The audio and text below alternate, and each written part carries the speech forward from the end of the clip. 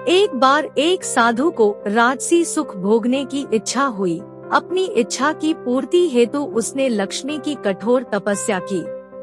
कठोर तपस्या के फलस्वरूप लक्ष्मी ने उस साधु को राज सुख भोगने का वरदान दे दिया। वरदान प्राप्त कर साधु राजा के दरबार में पहुंचा और राजा के पास जाकर राजा का राज मुकुट नीचे गिरा दिया।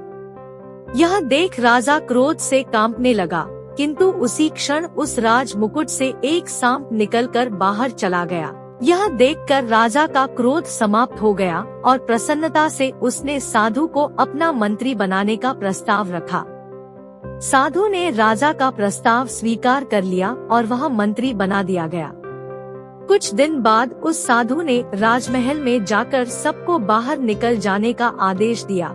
चूँकि सभी लोग उस साधु के चमत्कार को देख चुके थे, इसलिए उसके कहने पर सभी लोग राजमहल से बाहर आ गए। तभी अचानक राजमहल गिरकर ध्वस्त हो गया।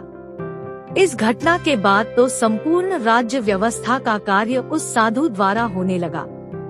अपने बढ़ते प्रभाव को देखकर साधु को अभिमान हो गया और वह अपने को सर्वेसर्वा समझने लगा। अपने अभिमानवश एक दिन साधु ने राजमहल के सामने स्थित गणेश की मूर्ति को वहां से हटवा दिया, क्योंकि उसकी दृष्टि में यह मूर्ति राजमहल के सौंदर्य को बिगाड़ रही थी। अभिमानवश एक दिन साधु ने राजा से कहा कि उसके कुर्ते में सांप है, इसलिए वे कुर्ता उतार दे।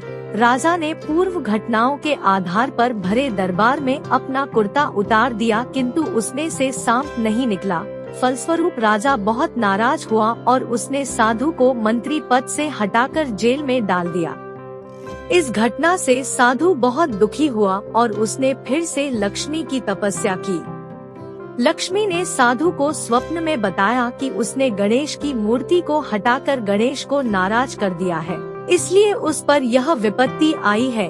क्योंकि गणेश के नाराज होने से उसकी बुद्धि नष्ट हो गई तथा धन या लक्ष्मी के लिए बुद्धि आवश्यक है। अतः जब तुम्हारे पास बुद्धि नहीं रही तो लक्ष्मी जी भी चली गई। जब साधु ने स्वप्न में यह बात जानी तो उसे अपने किए पर बहुत पश्चाताप हुआ।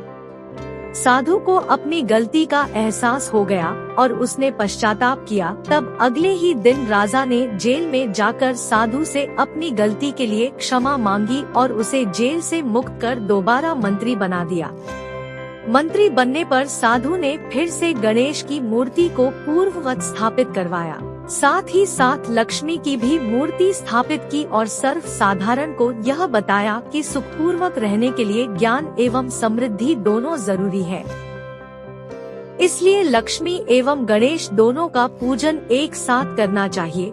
तभी से लक्ष्मी के साथ गणेश पूजन की परंपरा आरंभ हो गई।